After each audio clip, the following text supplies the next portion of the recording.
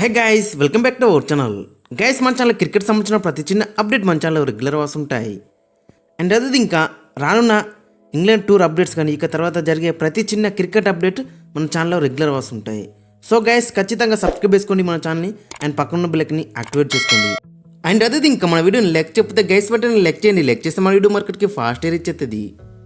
ఇక IPL 2025లో eliminator match వచ్చేసి అక్కడ Gujarat Titans versus Mumbai Indians.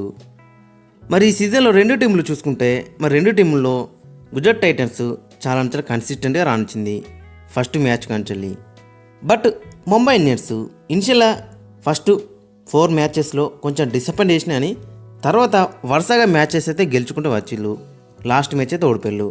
But anyway ఓవరాల్గా చూసుకుంటే గుజరాత్ టైటన్స్తో పోలిస్తే ముంబై ఇండియన్స్ దగ్గర మంచి టీం అయితే ఉందని చెప్పుకోవచ్చు. అన్ని డిపార్ట్మెంట్లలో కూడా వీళ్ళైతే చాలా స్ట్రాంగ్గా కనబడుతున్నారు. బ్యాటింగ్లో చూసుకుంటే openers, middle order and finishers. ఇక బౌలింగ్ డిపార్ట్మెంట్లో చూసుకుంటే స్పిన్నర్లు కానీ పేసర్లు కానీ చాలా బెటర్ ఆడుతున్నారు. ఇక మరోవైపు గుజరాత్ టైటన్స్ దగ్గర వాళ్ళ ఓపెనర్స్ ఇద్దరు చాలా సాలిడ్గా కనబడుతున్నారు. నెంబర్ 3 ఆడే జోస్ బట్లర్ ఈ మ్యాచ్ అయితే మిస్ అవుతున్నాడు. ఇక మిడిల్ ఆర్డర్ బ్యాట్స్మెన్స్ ఈ సీజన్లో వాళ్ళకి ఎక్కువ ఛాన్సే రాలేదు.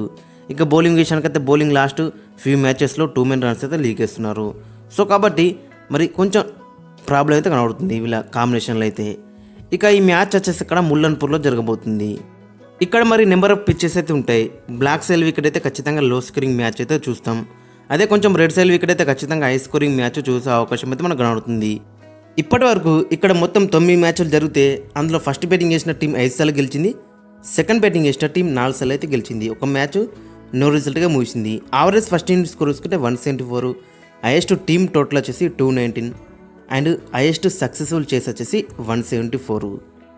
ఇక వీరి మధ్య హెడ్ ఇక్కడ చూసుకుంటే మొత్తం 7 మ్యాచెస్లో 5 మ్యాచెస్ గుజరాత్ టైటన్స్ గెలిచింది. 2 మ్యాచెస్ మాత్రమే ముంబై ఇండియన్స్ అయితే గెలిచింది. హెడ్ పరంగా చూసుకుంటే గుజరాత్ టైటన్స్కి చాలా అప్పర్ ఎండ్ ఉందని చెప్పుకోవచ్చు. ఈ సీజన్లో జరిగిన వీరిద్దరి మధ్య ఒక మ్యాచ్ గుజరాత్ టైటన్స్ గెలిచింది, ఒక మ్యాచ్ ముంబై ఇండియన్స్ అయితే గెలిచింది. ఇక టీం విశేషాలకైతే ఫస్ట్ మనం ముంబై ఇండియన్స్ టీం చూసుకుంటే ముంబై ఇండియన్స్ అన్ని డిపార్ట్మెంట్లో కూడా చాలా స్ట్రాంగ్గా కనబడుతున్నారు. All bases are covered. Openers, middle order, finishers, బౌలింగ్లో చూసుకుంటే pacers and spinners. That pace బౌలింగ్లో కూడా మరి పవర్ ప్లే స్పెషలిస్ట్ ఉన్నాడు అండ్ డెత్ వేసే స్పెషలిస్ట్ బౌలర్స్ కూడా మనకైతే కనబడుతున్నారు. సో చాలా బెటర్ టీమ్గా కనబడుతుంది. బట్ వీళ్ళకి కూడా కొన్ని ప్రాబ్లమ్స్ అయితే కనబడుతుంది. అంటే రయాన్ రికిల్టన్ లేడు. సో అతని ప్లేస్లో జానీ బైస్టో వచ్చిండు. మరి జానీ బైస్టోకి చాలా ఎక్స్పీరియన్స్ ఉంది. ఐపీఎల్లో కూడా చాలా మంచి రికార్డ్స్ అయితే ఉన్నాయి. సో మరి స్టేట్ అవి ఇక్కడ ఏ విధంగా రాణిస్తున్నారు అనేది ఇంట్రెస్టింగ్ కనబడుతుంది. బట్ అక్కడ చూసుకుంటే రయాన్ రికిల్టన్ లేని లోటు అయితే ఖచ్చితంగా ఉంటుంది. బట్ జానీ బైస్టో కూడా చాలా ఎక్స్పీరియన్స్ ఉంది కాబట్టి చూడాలి మరి అతను ఏ విధంగా రాణిస్తున్నారు అనేది ఇంట్రెస్టింగ్ కనబడుతుంది. ఇక మరోవైపు రోహిత్ శర్మ కూడా ఇనిషియల్గా డిసప్పాయింట్ చేసిండు అండ్ లాస్ట్ ఫ్యూ మ్యాచెస్లో కూడా డిసప్పాయింట్ చేసిండు.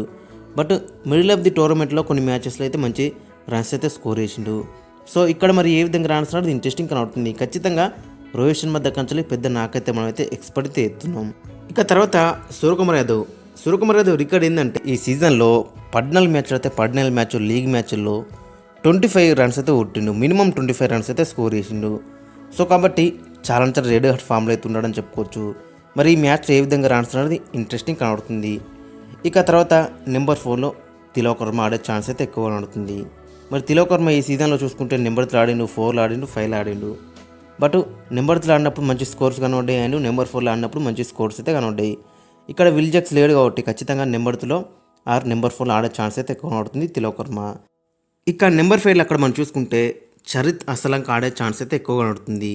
మరి శ్రీలంకకు రెగ్యులర్గా ఆడతాడు. T20లో కూడా మంచి స్కోర్స్ అయితే వేసిండు. మంచి స్ట్రైక్ రేట్తో కూడా ఆడే ఛాన్స్ ఉంది అండ్ బౌలింగ్లో కూడా ఆఫ్ స్పిన్ వేసే ఛాన్స్ కూడా కనబడుతుంది. పర్ఫెక్ట్ రీప్లేస్మెంట్ అని చెప్పుకోవచ్చు అక్కడ విల్ జాక్స్కి. ఇక తర్వాత హార్దిక్ పాండ్యా ఉన్నాడు అండ్ నమద్దీర్ రాక వీళ్ళకైతే మంచి బ్యాటింగ్ అయితే కనబడుతుంది. ఇక బౌలింగ్లో చూసుకుంటే బౌలింగ్లో కూడా వీళ్ళకి టూ మనీ ఆప్షన్స్ అయితే కనబడుతున్నాయి. ముఖ్యంగా ఇక్కడ మనం చూసుకుంటే పవర్ ప్లేలో దీపక్ చాహర్ మంచిగా రాణిస్తున్నాడు, ట్రెంట్ బోల్ట్ మంచిగా రాణిస్తున్నాడు అండ్ జస్ప్రీత్ బుమ్రా ముగ్గురు కూడా వికెట్ టేకింగ్ బౌలర్స్ అని చెప్పుకోవచ్చు. ఇంకా అక్కడ మనం మెయిన్గా చూసుకుంటే కెప్టెన్ హార్దిక్ పాండ్యా కూడా కనబడుతున్నాడు. ఇక స్పిన్ బౌలింగ్లో అక్కడ మనం చూసుకుంటే మిచ్చర్ శాంట్నర్ ఉన్నాడు. ఇక ఇంపాక్ట్ ప్లేయర్ అక్కడ చూసుకుంటే కరణ్ శర్మ. స్పిన్ బౌలింగ్లో కూడా ఇద్దరు మంచి స్పిన్నర్లు అయితే కనబడుతున్నారు. ఓవరాల్గా చూసుకుంటే టీం మాత్రం చాలా పటిష్టంగా కనబడుతుంది, అటు బ్యాటింగ్లో కానీ బౌలింగ్లో కానీ. ఇక ఈ మ్యాచ్లో 2 మార్పులు చేసే అవకాశం మనకైతే కనబడుతుంది.